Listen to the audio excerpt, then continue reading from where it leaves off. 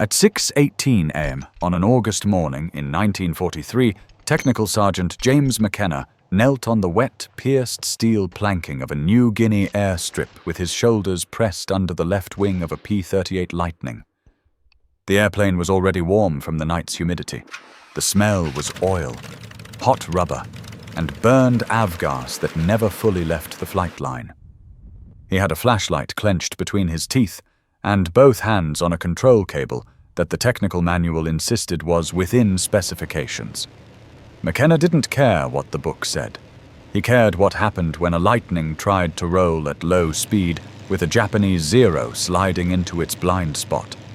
He'd watched too many pilots come back shaking, or not come back at all, because the airplane answered a heartbeat late, within weeks. The loss board for those P-38 flights would change so abruptly that more than one officer suspected the numbers were wrong. Not because the Japanese stopped showing up. Not because the missions got easier, the losses dropped anyway, and the only thing McKenna could point to was a tiny piece of wire no one wanted on a combat aircraft. He was a crew chief, not a test engineer. No rank in the ready room, no seat in the briefing. 20-something pilots could lecture him on tactics and then strap into machines he'd kept alive with bruised knuckles and sleepless nights. When he first mentioned what he'd found, just a little slack in the aileron control run, a fraction of delay that you could feel if you knew what you were feeling, one maintenance officer laughed and told him he was chasing ghosts. Another man called it a stupid wire fix and asked if McKenna planned to hold the airplane together with baling twine next. But McKenna had done the same ritual after every sortie.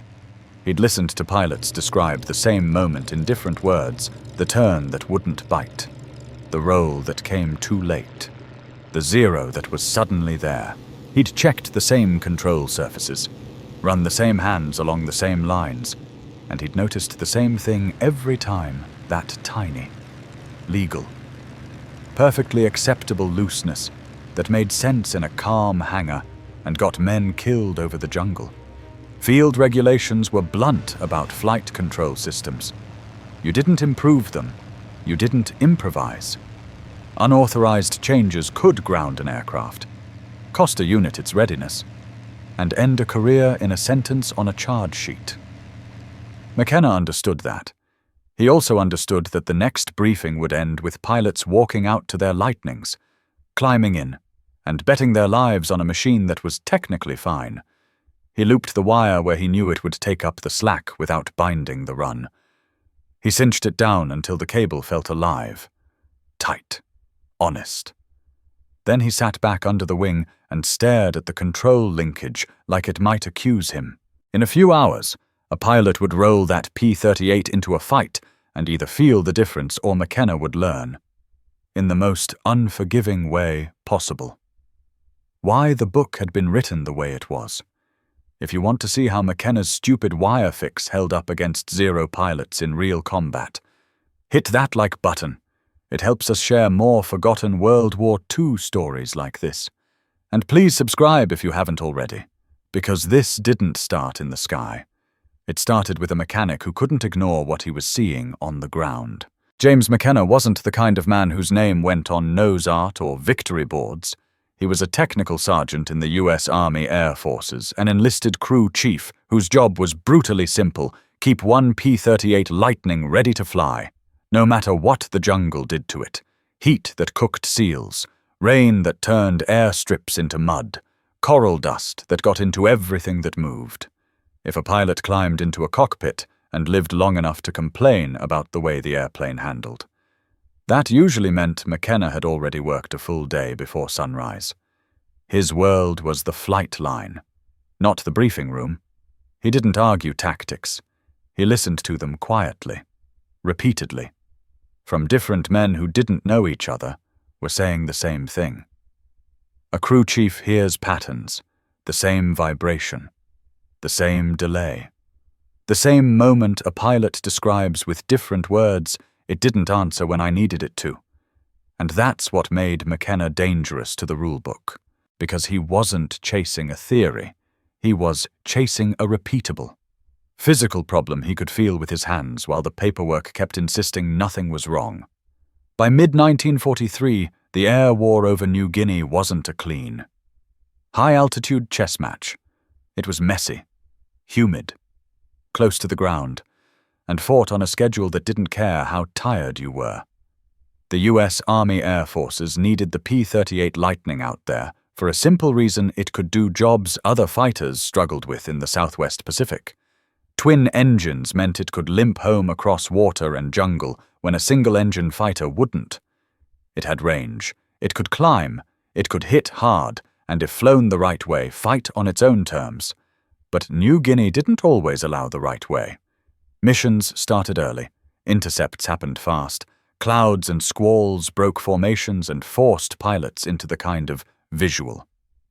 Low-altitude fights nobody wrote neat manuals about.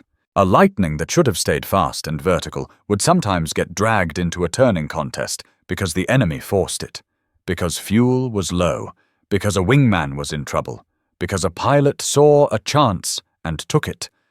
And in that kind of fight, the Japanese A6M-0 was built to punish mistakes. The Zero didn't need to be faster. It needed to be tighter and quicker at low speed, able to slide inside your turn, pop up where you didn't expect, and stay there. A good Zero pilot could make a fight feel like it was shrinking, like the sky itself was closing around you. Once that happened, survival often came down to one thing: response time. Not strategy, not bravery, just whether your airplane did what you asked the instant you asked it. That's where the Lightning's problem showed its teeth. On paper, McKenna's P-38 was fine. The manuals had tolerances for everything cable travel. Slack, free play because machines expand, flex, and wear. The book didn't pretend the airplane was perfect. It just claimed the acceptable imperfections were safe. In combat, that claim was expensive. Pilots started describing the same moment in different voices. A Lightning rolling into a defensive move and feeling like it hesitated. A turn where the airplane didn't bite when they needed it. A snap decision that became a slow decision because the controls had to take up slack before they could do real work. Ailerons are simple in concept. You move the stick. The cable pulls. The surface deflects. The airplane rolls. The problem is that in a high-stress, low-speed fight, simple isn't good enough. If there's even a small delay cable slack that has to be taken up before the surface starts moving, you don't get the roll when you need it. You get it a moment later. A moment later is where the Zero lives. This wasn't a glamorous failure like an engine fire. It didn't make a headline. It didn't leave a dramatic wreck on the runway for officers to inspect. It was a quiet, repeatable kind of loss. A pilot didn't come back. And the remaining pilots tried to explain why without sounding like they were making excuses. They'd say things like, "She felt mushy," or "It didn't answer," and then they'd stop talking because nobody likes to admit their airplane might be the reason a friend is gone. The command structure had its own logic. Air combat was dangerous. Losses happen. Pilots make mistakes. Weather changes. The Japanese get lucky. And the manuals, those were written by people who knew engineering, people who could point to numbers, tolerances, test results, and say, with confidence, that the aircraft was within specifications. McKenna was not in that chain of confidence. He was in the chain of consequences. He was the guy who saw the same bullet holes in the same places, the guy who watched a pilot climb out, sweating through his clothes, and grip the cockpit edge like his hands were still flying, the guy who heard the same complaint twice, then a third time, then from a pilot who didn't know the first two. He didn't have a theory yet. What he had was something more dangerous, a pattern. And once you see a pattern that costs lives, you either convince yourself it's coincidence or you do something about it. McKenna chose the second option. The next mission brief sounded like all the others in New Guinea, simple on the board, ugly in the air, weather building over the mountains, scattered cloud layers that could swallow a formation in seconds. A route that would put the P-38s out over jungle and water with no safe place to put down if something went wrong. And the one line every pilot heard the same way: every time, expect enemy fighters. McKenna stood outside the briefing tent like he always did, close enough to hear the tone of it, not close enough to be invited inside. He watched pilots walk out in pairs, talking with that forced casualness men use when the alternative is admitting they're scared. One pilot, lieutenant, mid-20s, lean from heat and stress, ran a hand down his flight suit pocket like he was checking for a missing item that wasn't there. That pilot was assigned to McKenna's Lightning. McKenna met him at the aircraft. The P-38 sat low on its gear, twin booms framing the cockpit like a slingshot. The airplane looked normal. That was the most dangerous part. Nothing on the outside told you a crew chief had crossed a line under the wing the night before. The pilot climbed the ladder and looked down at McKenna. "She ready?" McKenna didn't say. "I changed your controls without permission." He didn't say. "This might save you." He just gave him what crew chiefs always give confidence: measured and professional. "She's ready," he said. "If anything feels off, don't fight it. Bring her home." The pilot snorted the way pilots sometimes did, as if bring her home was a nice thought, not a plan. Then he slid into the cockpit, strapped in, and disappeared behind the canopy. Engine start in New Guinea wasn't a clean, crisp sound. It was a struggle at first. Then a roar, twin Allisons coughing into life, the prop wash kicking grit and moisture across the planking. McKenna watched the gauges from the ground as best he could, watched the pilot's head move checklist muscle memory, watched the airplane vibrate like it wanted to rip free. He backed away as the Lightning taxied, and for the first time since he'd installed the wire, McKenna realized something he hadn't let himself think: this isn't my airplane anymore. Once it left the ground, it belonged to physics and enemy pilots and whatever split-second decisions that kid in the cockpit made. The P-38s lifted into the humid air and climbed toward a strip of clearer sky. They leveled out, forming up, small silver shapes above the green that looked soft until you remembered what it did to wreckage and bodies. The radio chatter was light at first. Call signs checking position, fuel states, a casual joke that didn't land. Then a voice snapped tight. "Bandits. 2 o'clock high. Multiple." The pilot's shoulders shifted. Even from the ground, McKenna could imagine it the moment your stomach tightens and your mouth goes dry. The Lightning rolled a few degrees, nose lifting as the pilot tried to keep speed and angle at once. Up ahead, dark specks grew into aircraft. Zeros, sharp and clean against the cloud edge, moving with that confident geometry of hunters who'd seen this before. The first pass was fast. The Zero pilots didn't commit to a turning fight yet. They didn't have to. They flashed through the formation to force reactions, to see who panicked, who bled speed, who broke formation. A P-38 on the far side rolled hard. Too hard. Dropped nose, lost altitude in a hurry. The Zeros noticed. They always noticed. 2 of them peeled down after it like stones. McKenna's pilot saw it. 2. And here was the trap: do you hold position and protect yourself, or do you dive to help the man who's about to die? The pilot dove. The Lightning picked up speed, the sound in the cockpit rising until it wasn't sound anymore. It was pressure. He lined up behind the 2 Zeros as they tried to slot in behind the struggling P-38. He squeezed the trigger.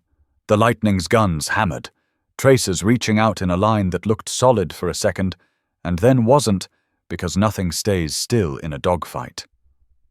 1 Zero broke away, climbing hard. The other kept pressing, convinced the kill was worth the risk. The pilot pulled into a bank to follow. This was the exact corner McKenna feared: low altitude. High load, speed bleeding off, and a Japanese fighter built to live right here. as the lightning slowed. The pilot tried to roll tighter, trying to swing the nose, trying to keep the Zero from sliding inside, before the wire fix. This was the moment pilots described as mushy, the moment you move the stick and feel the airplane think about it. A heartbeat late is death. But the pilot didn't feel mushy. He felt the airplane answer, not like a miracle, not like the lightning turned into a Zero, like the controls were finally honest, like when he asked for roll. The airplane rolled now, not after a fraction of slack. The Lightning's left wing dropped cleanly. The aircraft snapped into the bank with a crispness the pilot hadn't expected at this speed. He felt it in his stomach, an immediate shift, a response that wasn't delayed. His eyes flicked to the mirror. The Zero was there, trying to cut inside. The pilot did something instinctive, something every fighter pilot learns, but not every airplane will give you. He rolled just enough to spoil the Zero's angle. Then rolled again, quick, controlled, forcing the Japanese pilot to keep correcting. Now the fight wasn't just about turning radius, it was about timing. And timing was exactly what slack had been stealing. The Zero pilot tried to tighten up, to snap into the Lightning's blind spot. The pilot rolled again, quicker than he should have been able to at that airspeed, and suddenly the Zero wasn't behind him anymore. It was offset, still dangerous, but no longer in the perfect place. The pilot shoved the throttle forward and pushed the nose down a touch, trading a little altitude for a little speed. Because speed was life. The Lightning surged, not enough to run away clean, but enough to change the equation. The Zero tried to follow and began to lose the advantage it had counted on, for the first time in weeks. The pilot didn't feel like he was wrestling his airplane. He felt like he was flying it. He found the other P-38, the one that had nearly bled out of the formation, still alive, still trying to climb. The Zeros were regrouping above, calculating whether to dive again. The pilot had one clear moment, one rare breath inside a fight, and he made a decision that told McKenna everything. Even without words, he went back in. The Lightning climbed toward the nearest Zero as it started its dive. The pilot timed it, rolled into the pass, and fired in a short burst, controlled, not desperate. The Zero flicked sideways, avoiding the mainstream, but not cleanly. The pilot saw a stutter, a wobble, not a kill, not a fireball, but a sign the Zero pilot had felt pressure. And pressure was enough. The Japanese fighters broke off, climbing away into cloud and distance, hunting for easier prey or a better angle. The formation tightened, radios steadied. Someone let out a breath that sounded like laughter but wasn't. The P-38s turned for home. Landing was always the loneliest part of a mission, because you don't know who's missing until you count wheels on the runway. The first Lightning came in, then the second, then the third. McKenna stood in the same spot by the planking, watching each aircraft touch down like it was a verdict. His pilot rolled to a stop and popped the canopy. Sweat ran down his face like he'd been in the ocean. McKenna climbed the ladder and leaned in close, keeping his voice low. How'd she feel? The pilot stared at him for a beat. Eyes narrowed, not suspicious yet, but alert. Then he said something that made McKenna's chest tighten. Controls felt tighter, he said, cleaner. McKenna kept his face still. Anything else? The pilot shook his head slowly, like he was replaying the fight in his mind. It answered when I asked.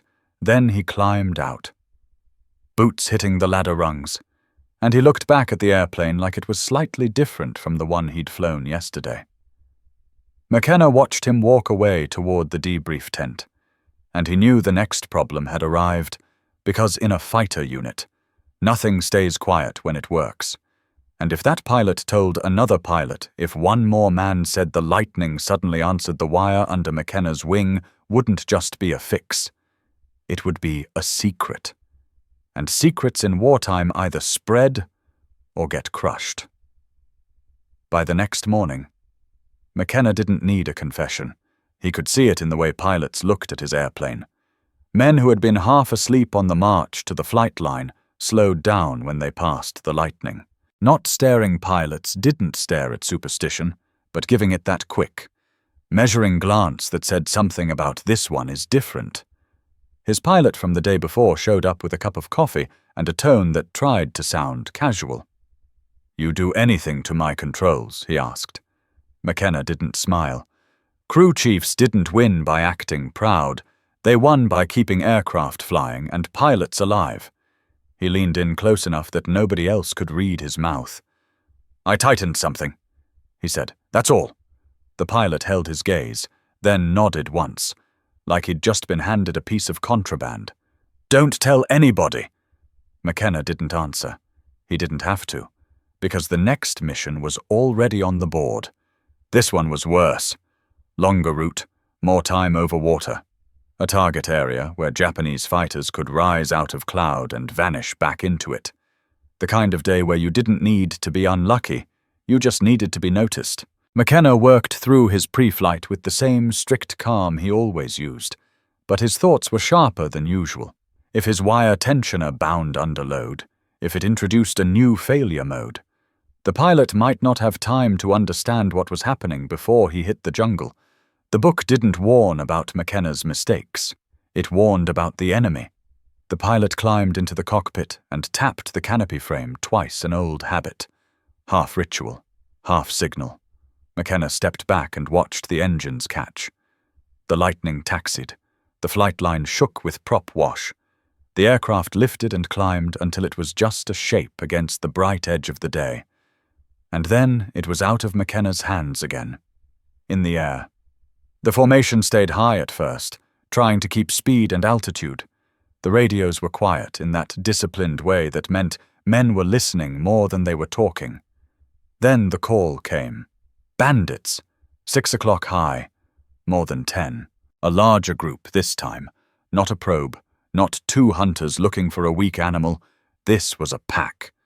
The Zeros came down with confidence, splitting into pairs and threes, trying to scatter the formation and isolate a lightning at the edge. Japanese pilots were good at that. They didn't need to win a fair fight. They needed to force an unfair one. One of the P-38s broke early, either from fear or misread timing, and the Japanese pilots pounced. 2 Zeros cut across the lightning's tail, and a third dove to finish. McKenna's pilot saw it and rolled into a turn to intercept. The altitude dropped fast. The air got thicker. The horizon became jungle instead of cloud. This was where pilots died. The pilot shoved the nose down, building speed, then pulled up into a hard bank to line up a shot. The Zero crossed his sight picture for a fraction of a second, just enough time to fire. The lightning's gun spat. Tracers reached. The Zero snapped away and climbed. The pilot followed for a moment, then forced himself to break off, because chasing a Zero straight up was how you lost your energy and got killed. He rolled back down fast, controlled, and that's when the second Zero tried to slide into position behind him. The pilot felt it before he saw it. A pressure, a sense that the space behind him wasn't empty anymore. He rolled left. The lightning answered immediately, crisp and clean. The roll wasn't dramatic. It was efficient. The Zero behind him had counted on that tiny delay, that fraction of slack that made the lightning hesitate. Without it, the geometry shifted. The Japanese pilot had to correct just a hair, just a touch enough to lose the perfect angle. The pilot rolled again, then again. Small, controlled movements, forcing the Zero to keep chasing a moving target instead of a predictable one. The fight turned into a timing contest. And for once, the lightning wasn't late. A second Zero flashed through, trying to box him. The pilot pushed throttle, dipped the nose, and used the lightning's speed to break the trap. He didn't climb into the Zero's world. He stayed in his own. Fast when he could be fast, rolling and slicing when he had to be close, below. The P-38 that had been targeted was still alive, but barely. It was dragging a thin stream behind it fuel. Oil. Something. It needed cover to get home. The pilot made a decision that wasn't in any manual. He put his Lightning between that wounded airplane and the Zeros. It was an ugly position to be in, protecting a slower, damaged aircraft while faster. Tighter fighters circled above. He couldn't just run. He couldn't just climb. He had to fight where he was. The Zeros dove again. The pilot watched one commit to a tight inside turn, trying to get behind the wounded P-38. He rolled hard, snapped into a firing position, and squeezed off a burst. The Zero jerked away, passing so close the pilot could see the wings flex. Then the second Zero tried to punish him for it, sliding in behind his tail. The classic move, the one pilots feared because you often didn't know you'd lost until the bullets started hitting. The pilot rolled. Instant response. He didn't escape clean. This wasn't magic. The Zero still had advantages, but that tiny fraction of delay gone meant the pilot had options. Options were life. He rolled just enough to spoil the Zero's lead, then rolled again to force an overshoot. The Japanese pilot tried to match, and suddenly had too much closure speed. He flashed past the Lightning's wing line for a split second. A mistake. A window. The pilot yanked the nose into position and fired. This time there was no wobble. The Zero took hits. A flash of smoke. Then flame. The aircraft snapped into a downward spiral, trailing fire like a rag soaked in gasoline, and it disappeared into the jungle haze below. The radio cracked with someone shouting a call sign. Half triumph, half disbelief. But there was no time to celebrate. Another Zero dove through. Another Lightning called for help. The fight was still moving. The pilot stayed with the wounded P-38 until it broke away toward home. He took one last look over his shoulder and saw the remaining Zeros climbing. Regrouping, deciding whether the kill was worth the cost. They broke off, not because they were kind, because they were smart. A formation that didn't bleed easy wasn't a formation you fed your pilots into for free. The P-38s turned for home again. Battered but intact. On the strip. McKenna waited with the other crew chiefs. Counting. 1 Lightning landed. 2, 3. The wounded one came in last, low and shaky. But it came in. When it rolled to a stop, men ran toward it before it even shut down, because nobody cared about rules when a friend might be bleeding in the cockpit. McKenna's pilot landed and taxied in, canopy opening as soon as the wheels were down. When the engine shut off, the pilot climbed out and jumped to the ground like he couldn't wait to get away from the airplane and toward the person who had made it feel different. He walked straight to McKenna. "Whatever you did," he said quietly, "do it to the others." McKenna felt his throat tighten, not with pride, with fear. Because now it wasn't one airplane, it wasn't one pilot, it wasn't a quiet experiment under a wing. Now it was a request. Now it was a choice that would spread. And spreading it meant exposure. McKenna looked past the pilot and saw an officer watching from a distance. Arms crossed, expression unreadable. The problem had changed again. The enemy in the air was still there, but the enemy on the ground, the one that wore your uniform and carried your paperwork, had finally noticed the wire. That night, in the maintenance area. The pilot started whispering. Which airplane had it? Who had done it? Whether it was safe? Whether it was even legal? Crew chiefs began checking their own control runs with new suspicion. Fingers finding the same slack McKenna had found. The same acceptable looseness that didn't feel acceptable anymore. And one by one, in the hours when officers weren't watching too closely, the same tiny modification began appearing on more Lightnings. Not because it was approved, because the men who had to climb into those cockpits in the morning had started believing something simple: they'd rather answer to a court-martial than a grave. By the end of the week, the shift was hard to miss. Fewer empty bunks, fewer quiet looks at the roster board, fewer helmets sitting untouched. The lightning hadn't become invincible, but it had become honest. And in combat, honesty bought time. Time bought chances. And chances were what kept pilots alive long enough to make it home. In the clean version, victories have names: aces, commanders, squadrons, aircraft types. In the dirty version, survival often comes down to what happens on the ground at 2 in the morning, under a wing, with a flashlight and a problem nobody wants to put in a report. That's where men like James McKenna lived. After New Guinea, the campaign moved, units rotated, pilots transferred, maintenance crews were reassigned, replaced, or simply worn down and rebuilt again. The paperwork kept marching forward, and the war machine kept doing what it always does. It recorded what was easy to measure: sorties flown, targets hit, enemy aircraft claimed wild the small. Field-level decisions that prevented losses rarely got a neat line in an official summary. And the truth is, that's how it usually goes for crew chiefs. A pilot can point to a victory. A mechanic can point to a plane that came back when it shouldn't have. But came back doesn't make a headline. It makes tomorrow possible. McKenna's wire fix didn't create a new airplane. It created a new standard of honesty. Because within spec is a comforting phrase until you learn that tolerances are designed for engineering safety, not for split-second knife fights at low speed with an enemy built to punish hesitation. In combat, the real measurement isn't what passes inspection, it's what keeps a pilot alive when the aircraft is under load, under stress, and under attack, whether or not his name ever showed up in an official memo.